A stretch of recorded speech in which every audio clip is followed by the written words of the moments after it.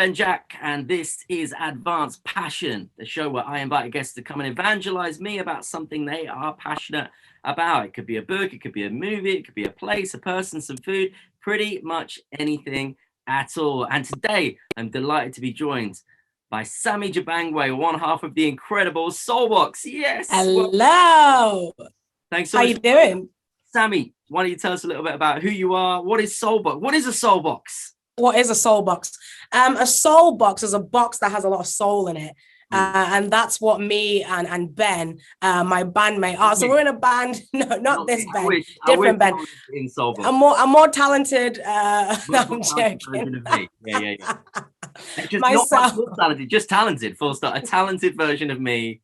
Yeah. Pretty much. Just a literally. Yeah. Anyway, before we do this, because we can do this for ages, me and Ben have a laugh a lot of the time. But my friend Ben Davis and I are in a band called Soulbox, and we do pop, rap, soul, a little fusion for you guys if you like that kind of stuff. And we use our music to get into schools, gigs, festivals all over the country, so we can tell young people about Jesus. And mainly we work in schools, so we'll do that a lot, and then we'll invite kids to gigs where we can get them to jump up and down, and then we tell them about Jesus and see them respond. And it's amazing. It's really, really fun. Yes. And so if people want to hear this for themselves, where do they go? Where do they check out your music? So you can check out Soulbox on Spotify. Just type in Soulbox, all one word, or you can find us on YouTube, Instagram, Facebook at Soulbox Band, and you can connect with us and see what we've got coming up. We've got loads of cool stuff coming up. We're writing some music. We've got some music videos coming out, so keep a lookout for that. Yes, it always feels a bit disingenuous asking the question of like, and where can people connect with you? Because it's always the same. If it's music, it's like Apple Music, and if it's like social media, it's like Instagram and TikTok and everything is the same thing. But you got to ask, right? Because you do. Because how will they know? How will they know? How will they know? In line with Paul right now, right? How will they know unless someone preaches? And how can anyone preach unless they know about Spotify? That's awkward. I was quoting TikTok, but you quote Paul. That I'm trying to promote your music for you. I want people to hear the great tunes. Says a lot about me. We might circle back around to the school's work stuff later, but I'm keen to jump straight in today to your passion, because I've been trying to get you on this show for a while, and you're tricky to pin down because you're busy all the time. And you're on me when I'm trying to get you on the show, but we got you here because I'm here. Not only are you an incredible evangelist, and I've seen God move so powerfully through you when you're preaching the gospel to large crowds, but also I know that God working powerfully through you just in the relationships and the conversations you're having with your friends. It's a beautiful thing. But you are such an interesting person to talk to because you've got so many interests. I do. Things that you like. So I'm so interested to know, what am I getting evangelized about today? My toes are literally like this because I'm so excited. Yes. I've been trying to think for ages, what do I talk about? Then I was like, oh, I know. One of the things that I really love at the moment is a show called Ted Lasso on Apple TV. Lasso. Tell me you've watched it. You would love it. I have seen Ted Lasso. It's so amazing. So to give you guys a little background, right? He's this American football coach who moves over to England and starts. I've heard it's based on a true story, actually. I've yet to look into it yet. But it's based on a true story. It must be like a much smaller version of it. Yeah, because you never heard about it. Yeah, he goes right in at the top. Yeah, he does. So this American football coach moves to England and he starts coaching this football team called FC Richmond, and it's hilarious because he obviously knows nothing about soccer, as they call it in America, and he's moving over to try and coach these lads, and they're a bit like, but you do American football, we don't want to hear anything that you have to say. But then he goes on this big massive journey of them ending up, I don't want to spoil it for you, but ending up really respecting him and loving him, and he actually ends up creating a lot of positive change within the team. Right. And I would say that the team end up actually being the best version of themselves by the end of Ted coaching them. And what I love about it is that they don't become the best team. They're definitely better than Leeds United, but don't bring your anti-Leeds agenda on the podcast. You're talking to the wrong person right now. But what happens is they become the best version of themselves to the best of their ability, and I think partly it's because of Ted's coaching style, and it's brilliant. It's absolutely amazing. So why would you pick Ted Lasso? So you picked a TV show, which is cool. We've not had a TV show before. We've had a movie before, but we've not had a TV show before. Why specifically have you gone for Ted Lasso? Because like we're these days consuming so much TV, YouTube shows. There's so much visual content, entertainment, factual, everything in between, reality shows. Why is Ted Lasso the one that you brought on? Is it just because it's something that you watched recently, or is it because of some of these themes you've been talking about? So what I really liked about it was the fact, like, I'm one of those people that can find a message in a lot of stuff, but the way that Ted coaches the team really, really challenged me. You're talking about somebody who's coming from a complete different culture with a complete different sport. And he comes with like this method, and it still helps somebody who's in a whole different country and a whole different sport. He didn't know like the ins and outs of soccer. He spends most of the show trying to figure out what the offside rule is. And I'm right there with him because I don't even know a lot about football. But what I love is that because you don't think Leeds are very good. yeah. I just know that I hate Leeds, which is just like, it's just truth. But what I love about it is the message that he carries to this team surpasses all these different circumstances and the differences between him and all that kind of stuff. So that's what I love about the story. I love it so much. And the first thing that Ted does when he walks into the locker room of the boys is he gets this poster up and he sticks it on the wall, and the poster says believe. And I think it's because like Ted is just basically saying that's actually belief that will change everything for you. And you kind of like see the lads look at this and they go on this big massive journey of understanding what that poster meant. And there's this big massive moment where they're about to play Manchester City, and one of the guys, you can stop spoilers away here. Do we need to give a spoiler warning to our listeners? Oh wait, no, we do. Yeah, they're about to face like a big, massive giant, and everyone else thinks they're going to lose. And Ted points them back to this poster, believe. And he's like saying, you need to believe that you can do this. You need to believe that you're strong enough to do this. And I think that's what I love so much about like his coaching style and all this kind of stuff. The other thing that I really love is within Ted coaching is they have this therapist, this in-house therapist in the show who comes and sits with the boys one by one, and all these grown men walk into this room and they leave crying and they're like, oh my gosh, she's amazing, and they go on this big massive healing process, and it just showed it reminded me of just like discipleship, and it reminded me of like somebody coming alongside you. They may not know who you are, they may not understand you culturally, or like even on a level of like believing the same things or whatever, but it reminded me like of how amazing the gospel is and how it transcends all different things. And it could be anyone from one side of the earth preaching the gospel to you and kind of like showing you things about God, and there's always this way that the truth of it just transcends no matter who you are and where you're coming from. And that's why I loved it. It was just so good, and it's hilarious. It's so funny. It's so funny. I love it. There's a couple of things I want to talk about Ted Lasso, and specifically before we start jumping into like the wider themes and stuff. One of them that I found really curious about it is that it's a bit of a strange show in some ways, because, and this is probably a good time to give listeners and viewers a bit of a warning, if you are kind of more sensitive to slightly harsher content, it's quite harsh. Like there's quite a lot of strong language in the program, and if you're sensitive to those things, then you're probably not going to want to watch it because it's pretty full on in that sense.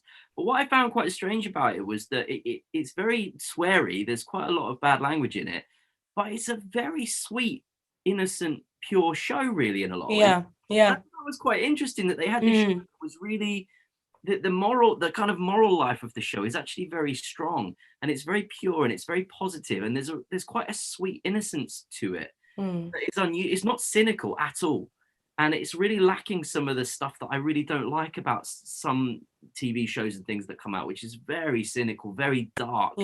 And but this show is so light, it's so pure, it's so sweet, but at the same time it has running through it this quite harsh potty mouth as well. It's just and that's actually one of the things that I love about it, because it's so real and just so true to like each character within the show. You definitely know somebody like it. Like literally, like especially the worst guy for it in it, I think his name is Roy. Yeah.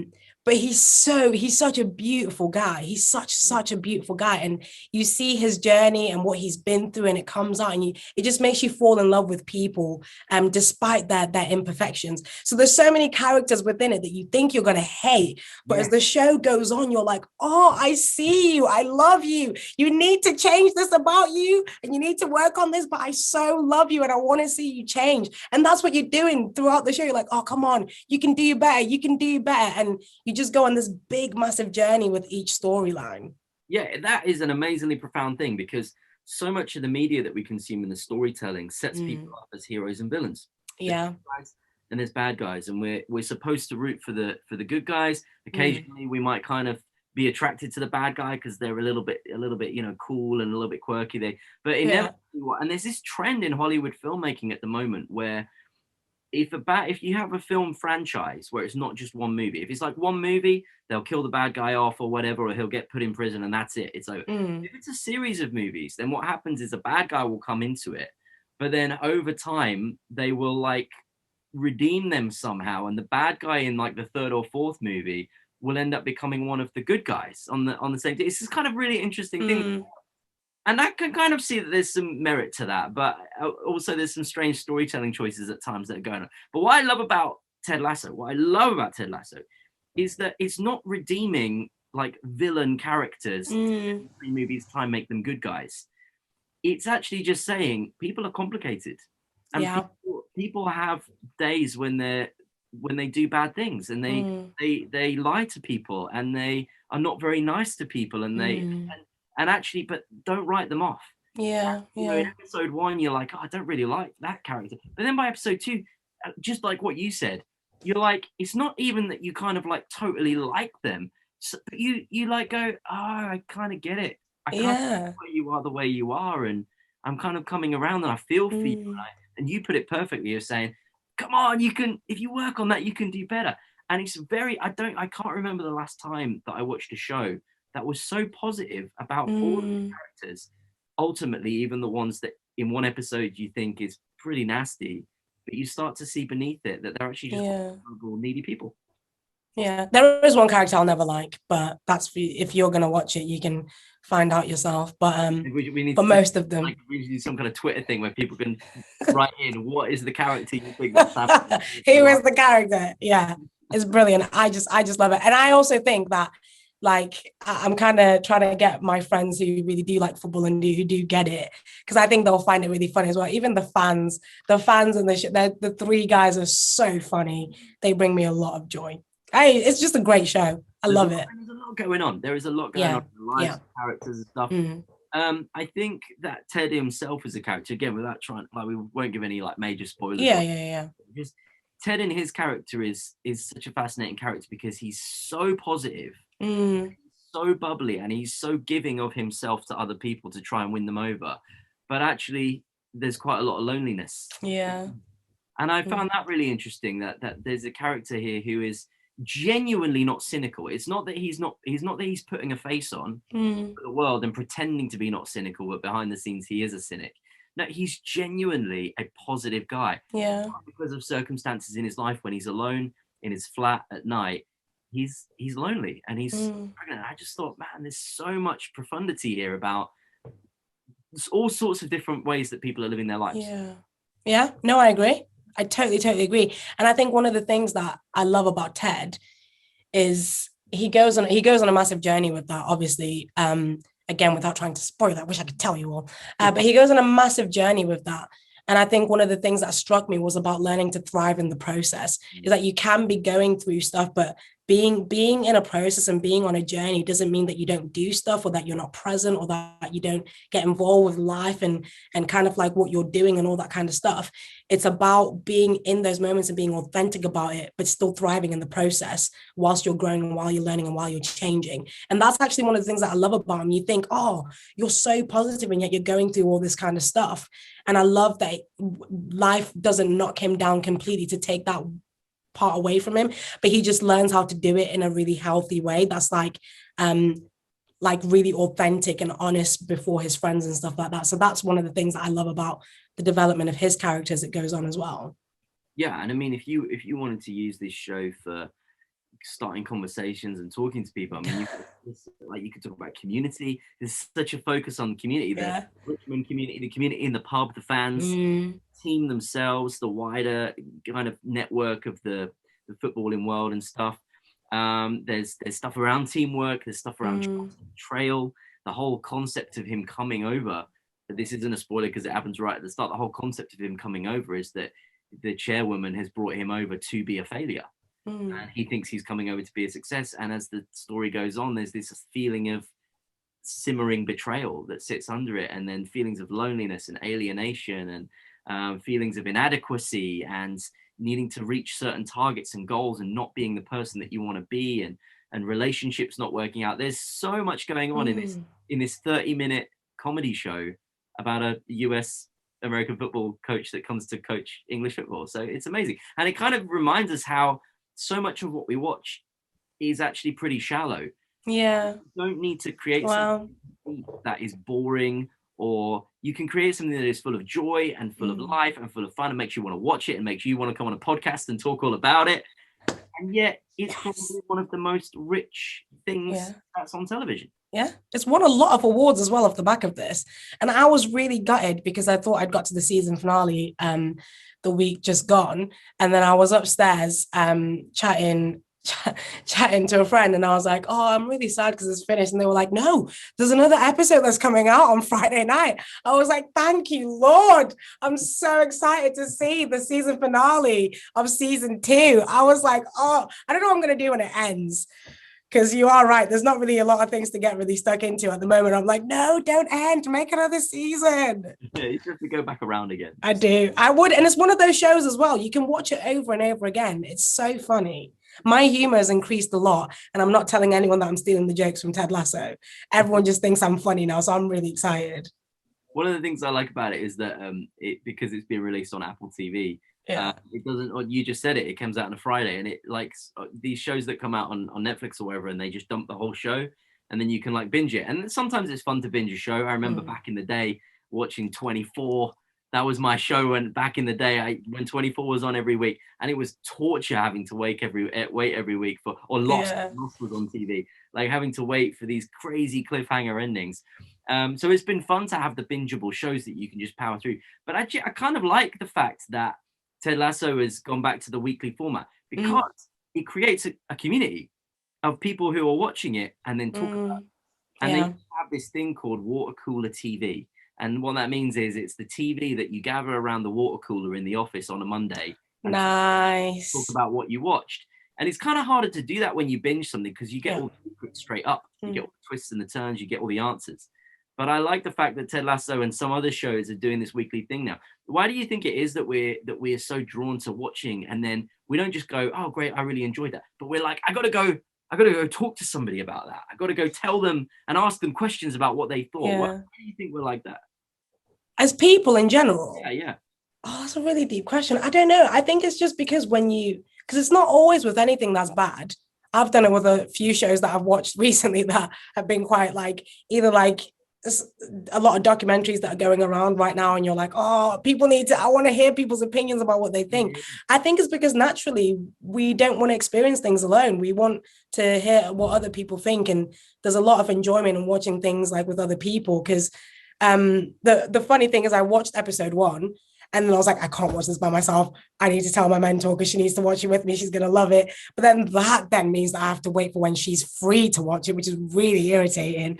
But there's just something about like experiencing something with other people. There's a joke that you would otherwise laugh by yourself, and you're like, there's somebody else laughing, and it's like, yeah, you get it, you totally understand that this is funny. I think we're just made to enjoy things together, or to go through things in general together. So I think partly that's what it is. Yeah, the community experience, like creating my community, the community of God himself, for community, to experiencing community. I love the fact that people like they want to talk it through, and they want to like guess like what's going to happen next, and they want to have those conversations. And I guess that kind of ties back into the loneliness thing of Ted himself. He's got a community with his coaching staff and his players, but he's lacking the community of his family life that he so desperately wants. Doesn't have, because he's in the UK and they're in the US.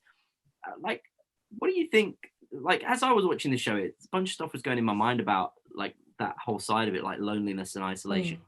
You work a lot with young people, but I don't think this is just a problem for young people. Why do you think we're struggling so much with loneliness and isolation at the moment? Because in Ted's case, it's just because he's literally absent from his family. But I think a lot of people are struggling with loneliness and isolation, and they're surrounded by people, but they're still lonely and they still feel like, what do you think that's all about?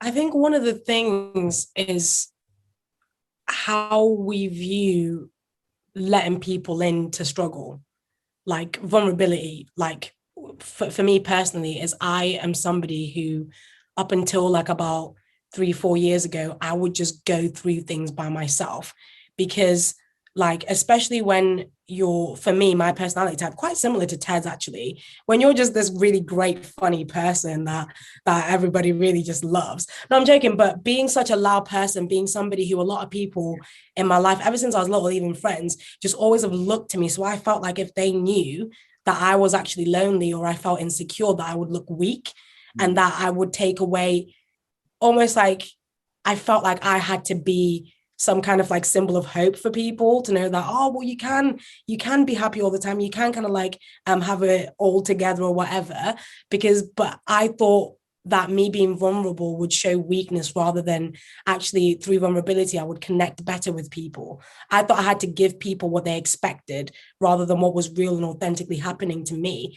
And I think on a level of us as Christians, one of the things that really helped me see things a little bit differently is isolation is one of the biggest tactics that I believe that the enemy uses to really tear down like a person, to make you feel like you're the only person going through something, that actually you're the only person who struggles with this thing, or actually you're the only issue when it comes to this, because there's so much power in community, and truth comes out in community, and healing comes out in community, and joy is found in community. And I think one of the biggest things when you're isolated, you can't experience that.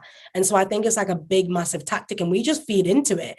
We just believe, we know that other people are going through stuff. We know that we're not the only ones that have gone through something, but there's something that just keeps us alone and makes us go to loneliness. And I think it's being scared of vulnerability.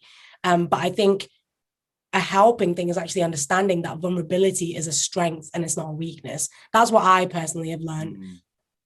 Yeah, do you think like TV shows and YouTube and Instagram, social media and things can be part of the problem sometimes in helping people to be vulnerable, because we are looking at other people's lives that often look perfect, that we assume that if we have some problems, this is probably a bit of an oversimplification, but I think for some people, we assume that those people are so sorted and everything's so good, and I want to aspire to be like that. To admit that I've got challenges and problems to other people would be to be even further away from that, that dream.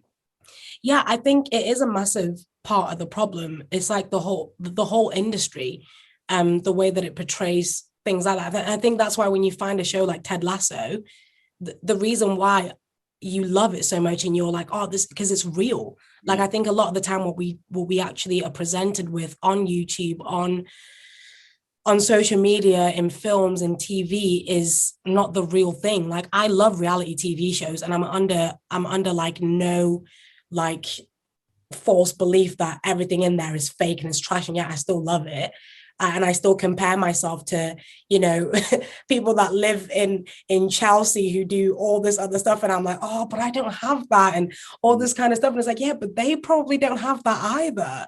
Like, and a lot of it is fully set up for the enjoyment of other people. And I think what we're just not seeing a lot is authenticity, is just realness. And I think when you find that in a show like Ted Lasso, that's why it speaks to people so much. That's why it's won all these different awards. That's why so many people are like, oh, I love it. It's amazing, even with all the swearing, even with all the complications of people's lives and all that kind of stuff. It's showing you just realness, like the real human struggle right there in front of you.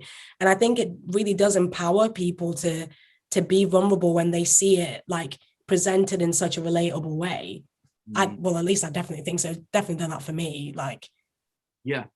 And so, like, as we're going out to help people understand the gospel, Mm. communicate, whether we're, full-time like you evangelists who get to speak to young people in school, which is a really privileged position, Yeah. or on a platform preaching the gospel, or whatever else, making music with lyrics that speak to the gospel, but also concerns of what's going on in people's lives day to day, particularly young people.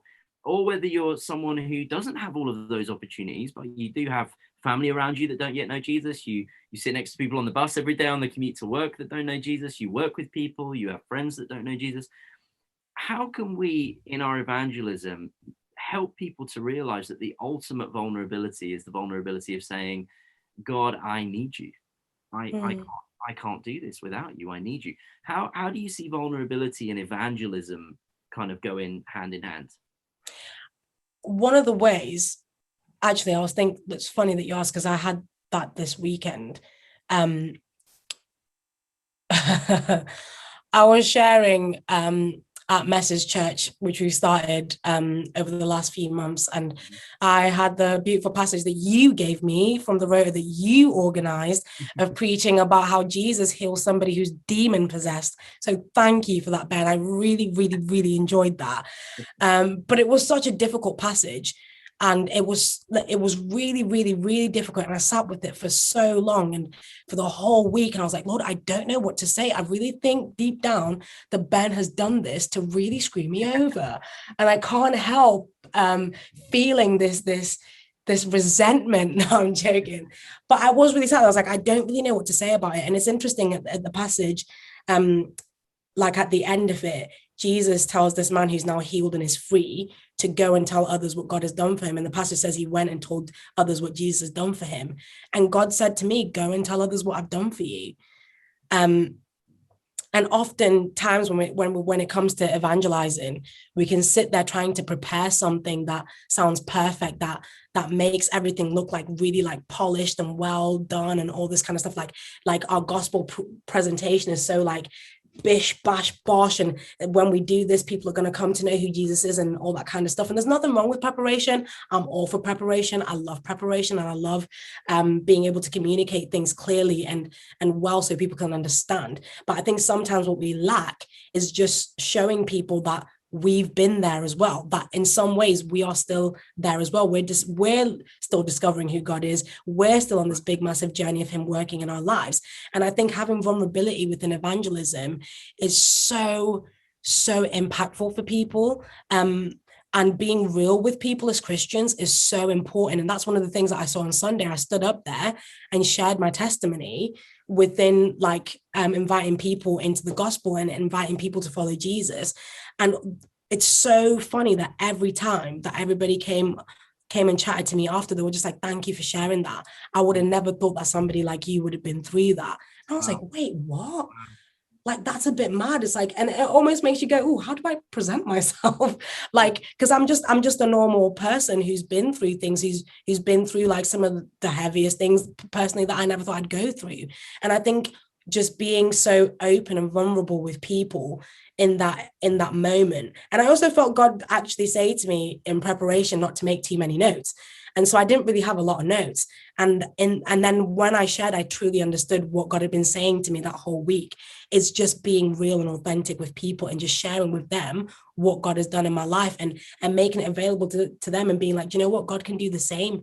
Like if he can heal a demon possessed man, if he can heal me in my mind and my life and my heart, like there is nothing that you are going through that is too big for him. There's nothing that you're going through that scares him, that would make him push you away or whatever. Like he loves you and he accepts you, and there is this moment that you have now to come to him.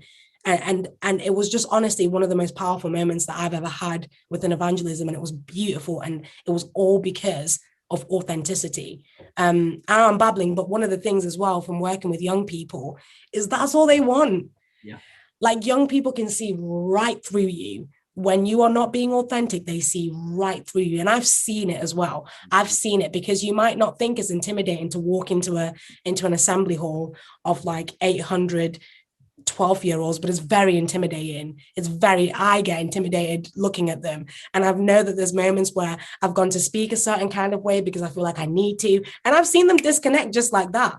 actually they connect with me when I'm just being myself. It's heartbreaking, isn't it, when you're stood in front of like a whole year group or something, and you're like a couple minutes into doing what you're doing, trying to give it the big one with all the cool moves. That's probably my first mistake, is trying to throw the cool moves down. But you're getting the songs playing, and you say all your stuff. You're making the jokes that you've done before that have always worked, and it's just not working. And you just seeing them one by one click off. Yeah. And it's savage. But the truth is that, you know, there's good times and there's tough times in our evangelism, which of course reflect then also there's good times and there's tough times in our lives. And I'm totally with you. Like if we are prepared to be vulnerable and open and authentic, then we absolutely have fertile soil in our authenticity to then plant seeds. It's a soil which we can plant from and plant into at the same time. Yeah. And the other thing as well is it's not always like being authentic and all that kind of stuff. Obviously, within my story, I was sharing a lot of stuff about how God really has walked me on this journey from freeing me and speaking truth into some of the stuff that I went through within my personal walk with God. And it doesn't mean that like that's the only way that you can be authentic, is because I know there are some people who are so blessed, and I genuinely celebrate you from an envious point of view that you've just walked with Jesus all your life. It's such a beautiful thing, and it's such a beautiful testimony, and it's something to be celebrated and to be like completely shined out there and not to be ashamed of, or not to feel like, oh, I don't have a story. I say that to say that even within that, there are certain things that you've been through, and that you know that God has worked on a massive journey with you. And you may think like, how does that relate to my evangelism in any way, shape, or form? The amazing thing is there are billions of people on the earth who've probably, and within that, there are people who've been through the same thing that you're going through, or the same thing that God has helped you with. How amazing would it be within you sharing the gospel to just share about what God has done for you, no matter what aspect of life it is? Like people connect with that, and you'll be amazed to see what people will connect with within that conversation as you share the gospel, but you authentically just share what God has done for you. It may not be that, you know, God, you know, stepped into my life when I went away and I was doing X, Y, and Z or whatever. It may just be actually God walked with me and showed me how to hear his voice. Like I hear God like this, or there's this situation within my friendships or my family that happened. I've been a Christian all my life, but God really showed up within my family. You know, God showed me what it is for him to be a father and a friend, and all these amazing things that you can just be authentically open and sharing with people what God has done for you. That makes a massive difference, and it brings connection, and it makes people go, wow, that's amazing. I want him to do that for me as well. Getting to the end of our time, but I wanted to finish by talking a little bit about this belief thing that, you know, it's up on the wall. Yeah. And he wants to get his team believing in themselves, believing in the team, believing they can achieve, and all this stuff is very kind of inspirational, motivational stuff, right? But as we go out to tell people about Jesus, our heart's desire is that they would believe and be baptized, you know, to follow the Great Commission, and to let people know that there is hope because of who Jesus is and what he's done, and that they can find life by putting their trust in him. So our message is essentially the same as Ted's message. We also want people to believe. What can we learn from Ted's methods of getting his team to believe in themselves for our own evangelism? Like what? Because of course it's not exactly the same thing. Like he wants them to believe in themselves.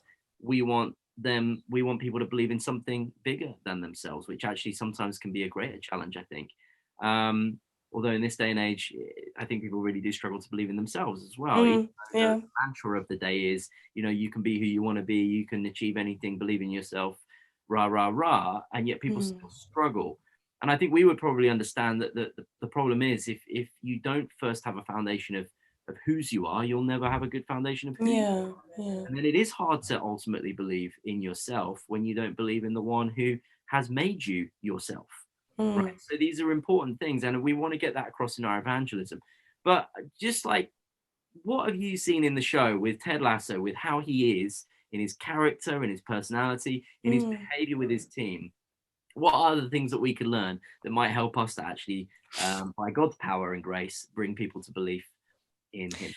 I think what I love about Ted and what he does first thing is he goes into that room and he puts that poster up there. Yeah. And every single day, the team walk in and they see it. Yeah. And I think one of the things that's amazing about us as Christians, there's something, and the other thing as well, before I get to that, Ted is very different to everybody else within that industry. He sticks out like a sore thumb, And there's these scenes where the reporters are trying to get comments off him. And there's this one reporter who's just absolutely awful. And you see how by the end, this guy actually ends up going, wow, there is something different about this guy. And I don't know what it is. And I do think with Ted, it is his belief. And for us, it's being able to, for people to see that belief like that we carry every single day, which is in Jesus. It's not in the positive words. It's not in all these like inspiration things or whatever, but the belief that we carry is so different that it impacts atmospheres. So I think one of the things that we can do is show up every day and have people see what it looks like to believe and to walk in that and to stick out like sore thumbs within our communities, within where God has placed us and where God has put us. And then when we encourage other people to believe as well, they have a model for that. They know what it looks like. You know, Ted is knocked down time and time again. But even though he's got a lot going on, he's still got this belief, and that belief helps him and it steers him on. And you see how this belief starts to change all these guys that he's dealing with in the team. And it's amazing and it's so beautiful. So that is what I would say. Like, you believe in Jesus. A lot of people believe in stuff, but you believe in Jesus, right? And we believe that he's the greatest of all. He's the most powerful. And we show up every day and show people what that looks like. And then we invite them into it. I think you've done it. I think we've landed the podcast right on that succinct note right there. Sammy, I love it. And I don't think we could end on a better note than being inspired to be different, to look as much as we can with God's help, like Jesus himself, and that people see us and they're like, man, what is it that's different about you? Oh, it's your belief. What do you believe in? And from there, proclaiming the name of the Lord, and anything's possible, right? So it's a beautiful thing. Thank you. Just remind people where they can connect with you guys on all the online stuff. Yes, you can connect with us on YouTube, Instagram, and Facebook at Soulbox Band, and on Spotify and Apple Music and any other music platform. You can just type in Soulbox. Check out our brand new song, New Me, that came out not so long ago, and our new music video, and look out for more music that we're going to be releasing this year and next year. Amazing. And if you want Sammy to come and speak to your church, to your youth group, to an open air event, if you want to do any preaching at all, then you can contact her through me. I'm now her agent for all speaking. I will make sure that I pick a really difficult Thank you. Verse. Yeah. Her speciality is preaching on the most difficult Bible verse. Fortunately, she's got a lot of time to prep and plan now because Ted Lasso's over. So she's got no TV to watch.